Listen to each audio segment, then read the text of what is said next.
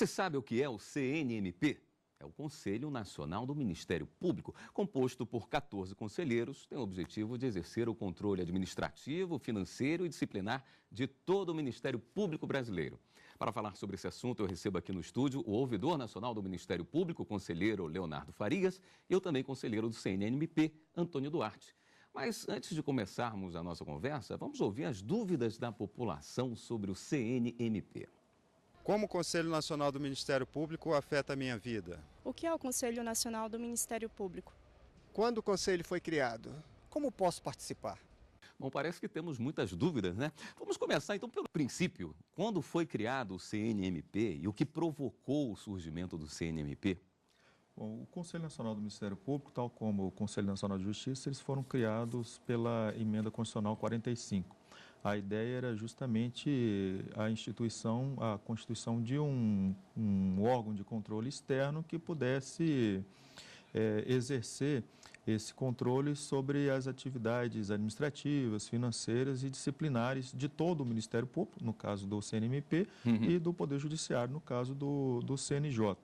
O CNMP ele conta com 14 conselheiros, é um órgão heterogêneo, porque os conselheiros eles vêm de origens distintas. Nós temos 8 conselheiros que são do próprio Ministério Público, embora de diferentes ramos, e 6 de fora, né? 2 magistrados, 2 advogados indicados pelo Conselho Federal da Ordem dos Advogados do Brasil e mais 2 que são um indicados pelo Senado, o outro pela Câmara dos Deputados. A ideia é justamente que essa heterogeneidade, essa diferença de origens possa propiciar um debate diferenciado e enriquecedor, né, com cada segmento das instituições interessadas no funcionamento do Ministério Público possa opinar e exercer, como eu disse, esse controle externo, né? Quais são os pontos que provocam uma maior demanda? O financeiro, administrativo ou disciplinar? Nós temos que, primeiramente, dizer que o Conselho Nacional do Ministério Público é um órgão ainda jovem. Então, ele está ainda trabalhando em vários aspectos, né? Inclusive no que tange ao próprio planejamento estratégico. Mas a preocupação maior hoje do Conselho, no meu modo de pensar, é ditar os rumos do Ministério Público brasileiro, tentando estabelecer, dentro de uma possível uniformidade, uma linguagem comum. A grande dificuldade, William, é você verificar que o Brasil, de dimensão continental, possua tantos estados da federação e cada qual com o seu Ministério Público. E isso se reflete muito na diversidade de tratamento jurídico, normas próprias para cada Ministério Público, além do Ministério Público da União. Então, isso tudo faz com que o Conselho hoje tenha um papel fundamental em fazer um redesenho, vamos dizer assim, do Ministério Público, com inspiração na Carta Constitucional, para que o Ministério Público possa efetivamente desenvolver-se dentro daquilo que o Constituinte originário projetou, daquela missão constitucional, de atender a sociedade de uma maneira geral em relação à proteção da ordem jurídica, do Estado democrático, enfim, dos interesses sociais individuais homogêneos, indisponíveis, enfim. O importante é nós verificarmos que o CNMP, hoje, apesar de ser tão jovem, já vem se pautando com questões que tanto afetam a parte administrativa, financeira ou disciplinar. As demandas variam, né? Nós temos uma Corregedoria Nacional também que atua nessa parte disciplinar, temos comissões diversas que desenvolvem um trabalho também que eu acho muito fundamental, como a própria Comissão do Planejamento Estratégico, a Comissão do Controle Administrativo e Financeiro. Temos uma comissão hoje que tem desenvolvido um papel que eu penso assim muito protagonista, na medida em que o sistema prisional brasileiro hoje se encontra, vamos dizer assim, em discussão, né? E temos uma comissão do sistema prisional, do controle externo e da segurança pública. Então, são 7 comissões permanentes que procuram também desenvolver temas. Então, o Conselho está se preocupando com as grandes questões que afetam a sociedade brasileira. Então, nós não ficamos adstritos, vamos dizer assim, apenas a julgamentos dos processos que ali são submetidos. Nós também nos preocupamos em discutir e buscar né, boas práticas, buscar também ser propositivo, né, ou seja, alinhar esforços no sentido de, com outras instituições também igualmente preocupadas com os rumos que a sociedade brasileira há de tomar, alinhar esforços para criar caminhos positivos na afirmação de uma sociedade cada vez mais plural. E é essa atribuição que muitas vezes passa despercebida. É natural que a atribuição disciplinar, ela chame, ela cause, desperte maior a atenção das pessoas e até mesmo da imprensa em geral.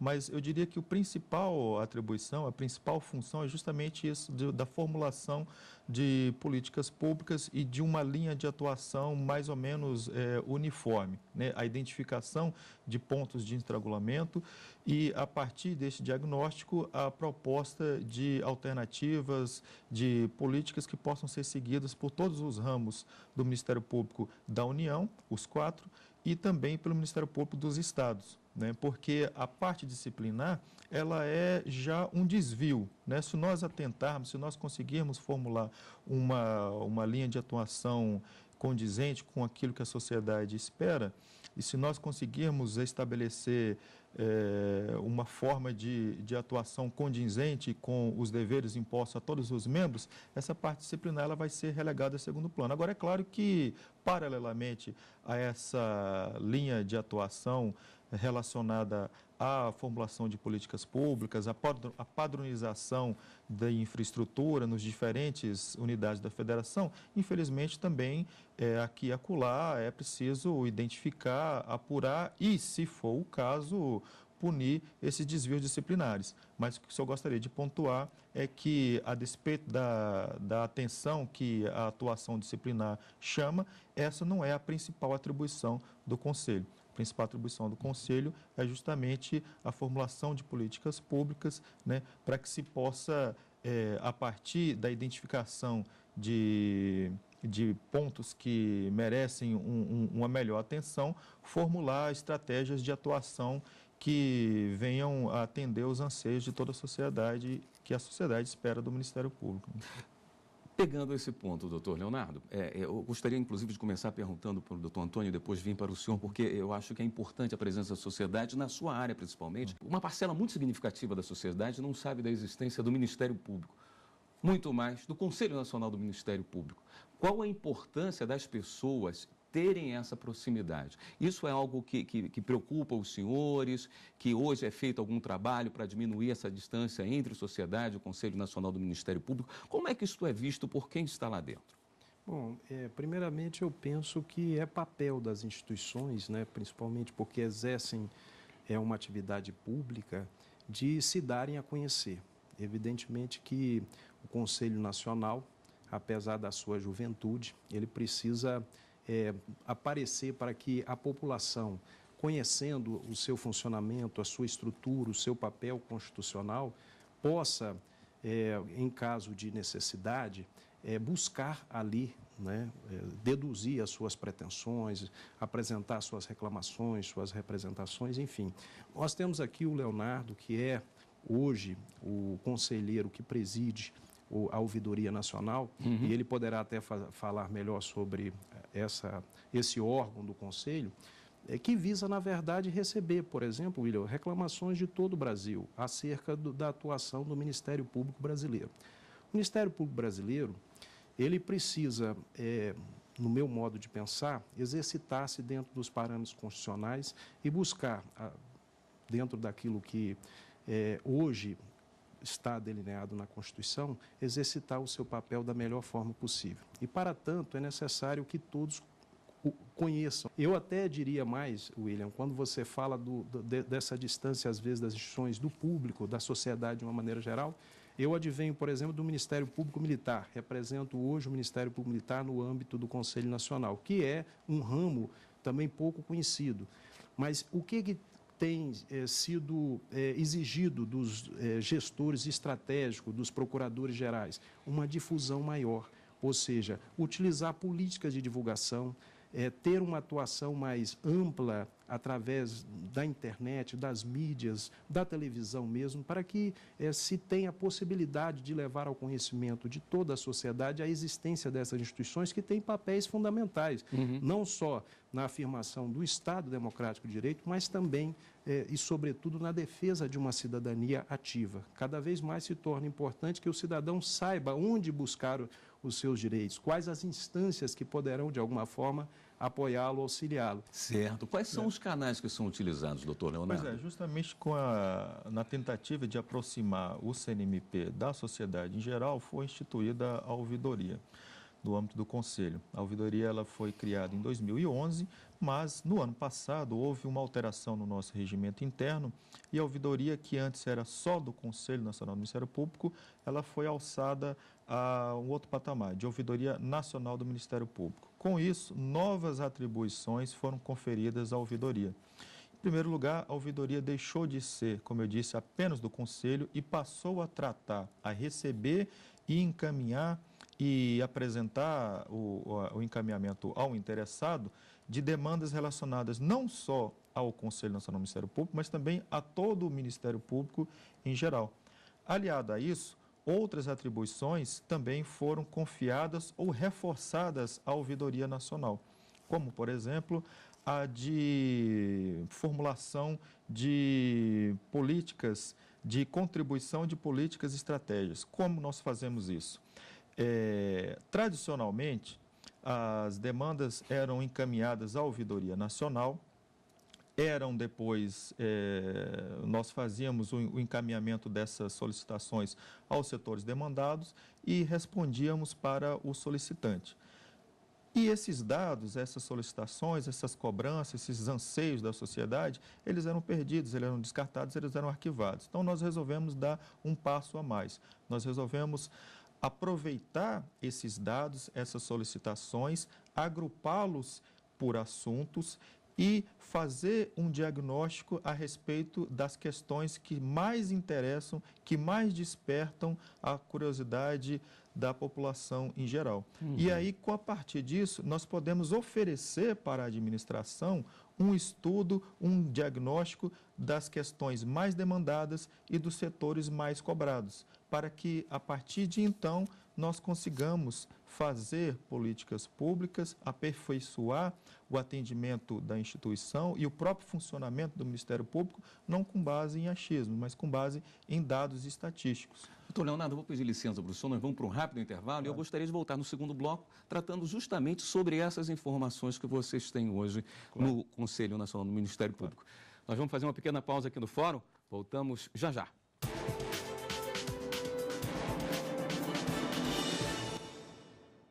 O Fórum está de volta. Hoje estamos conversando sobre o Conselho Nacional do Ministério Público. No final do primeiro bloco, nós conversávamos sobre a demanda que chega à ouvidoria do Ministério Público e a maneira como vocês hoje tratam essas informações que chegam. O que mais é solicitado para a ouvidoria do Conselho Nacional do Ministério Público, doutor Leonardo? A demanda ela é sazonal. Isso depende do momento. Agora, o que é importante enfatizar é que a ouvidoria é um canal simples, direto, desburocratizado, em que qualquer pessoa, sem necessidade de advogado, sem necessidade de um maior formalismo, pode acessar para tratar de qualquer assunto relacionado ao Ministério Público ou ao próprio Conselho. Através? Através do site www.cnmp.mp.br/ouvidoria. Lá nós oferecemos um formulário eletrônico em que a pessoa preenche, coloca os seus dados e apresenta a sua solicitação.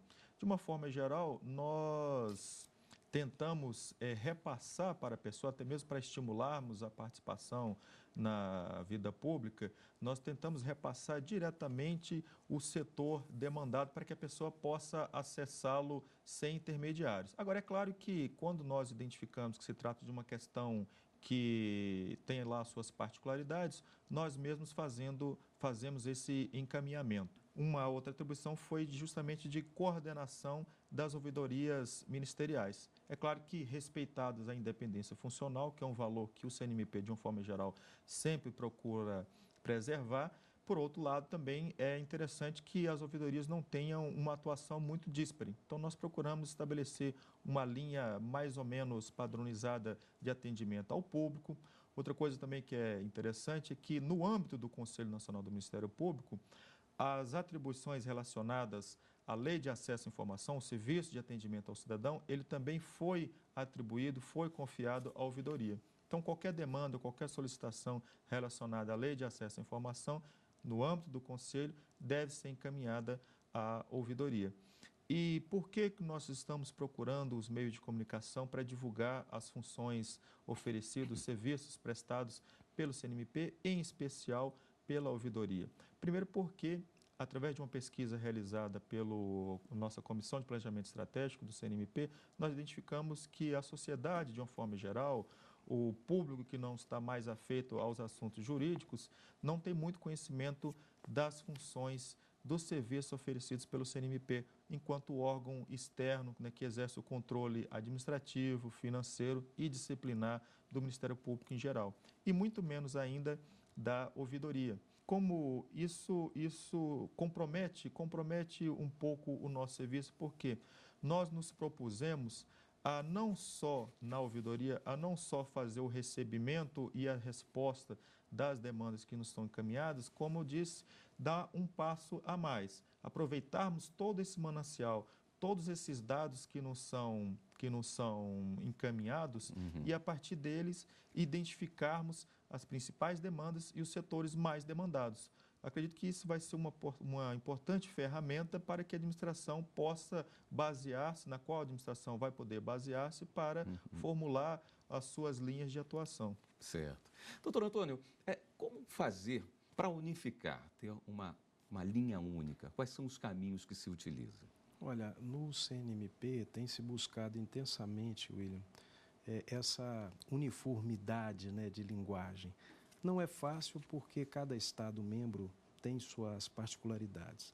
Não obstante, há pontos de contato e há situações em que justificam esse trabalho de uniformização.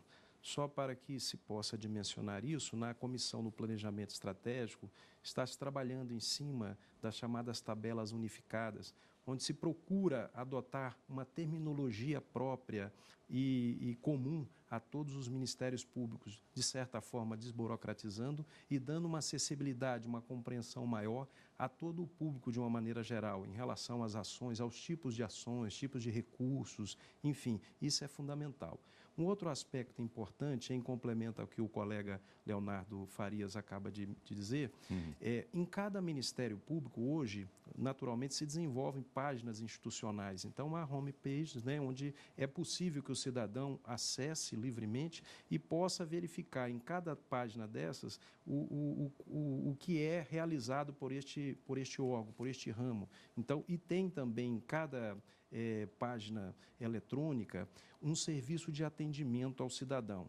O ideal é que todos os ramos, e isso é uma perspectiva que cada vez mais se torna concreta, institucionalize a sua ouvidoria, porque é muito importante que as ouvidorias elas estejam disseminadas por todos os ministérios públicos brasileiros, para ter uma acessibilidade maior a todo o cidadão, para que o cidadão tenha facilidade de chegar, deduzir a sua reclamação, a sua representação, enfim, até mesmo busque alguma informação, algum esclarecimento sobre a atuação do Ministério Público brasileiro.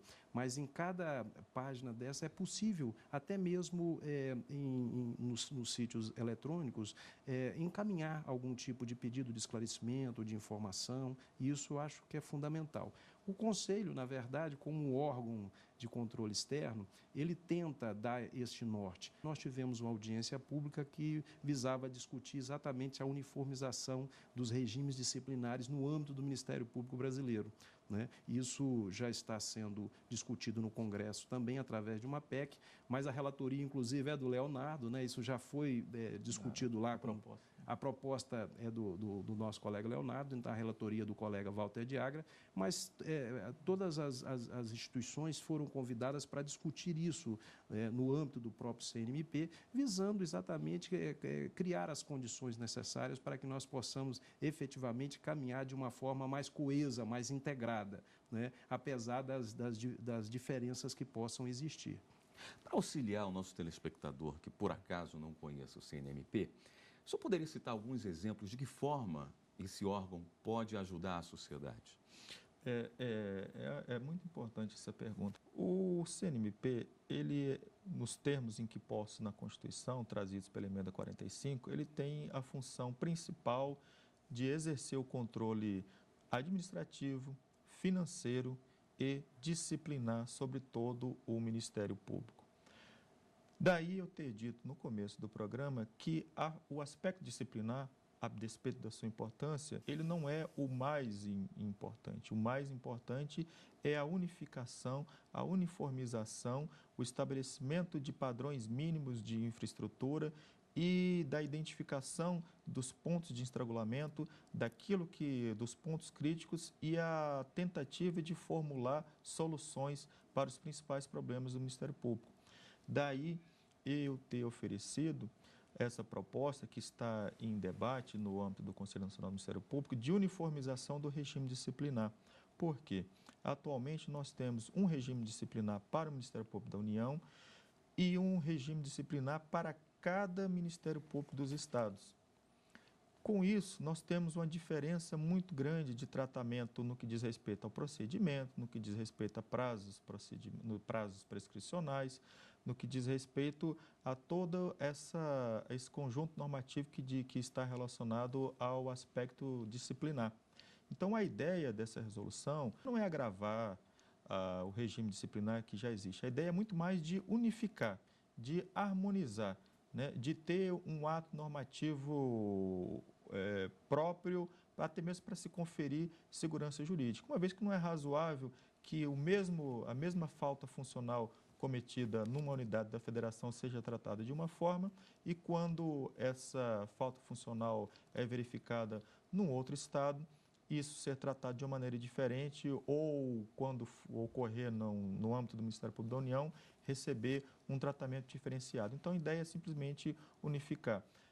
A minha proposta ela é muito mais um esboço que está sendo discutido com todas as partes interessadas e após isso, após ela ser amadurecida, nós vamos fazer uma redação final. Estamos trabalhando em conjunto com o conselheiro Walter Agra, que tem se mostrado muito sensível, tem conduzido muito bem, de forma muito democrática, ouvindo todos os segmentos interessados e a partir do momento que nós consideramos que já houve um amadurecimento com relação ao texto final, nós vamos submetê-lo ao plenário. Há algumas resistências, especialmente com relação ao poder normativo primário do Conselho Nacional do Ministério Público, mas especialmente no que diz respeito a esse ponto, gostaria de lembrar que o Conselho Nacional de Justiça, com a Resolução 135, fez algo semelhante. Isso foi submetido ao plenário do Supremo Tribunal Federal, em cognição sumária, porque foi só uma apreciação de um pedido de liminar em ação direta de inconstitucionalidade, utilizada pela Associação dos Magistrados Brasileiros, mas o fato é que, ainda que em cognição sumária,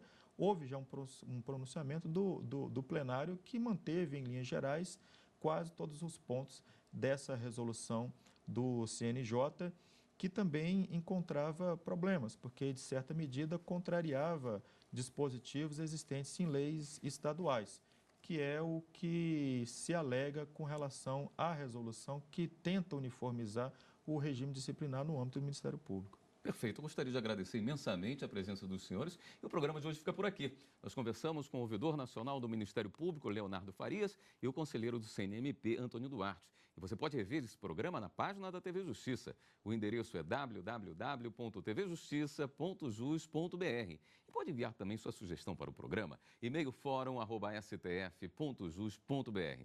Até a próxima semana com mais uma edição do Fórum para você.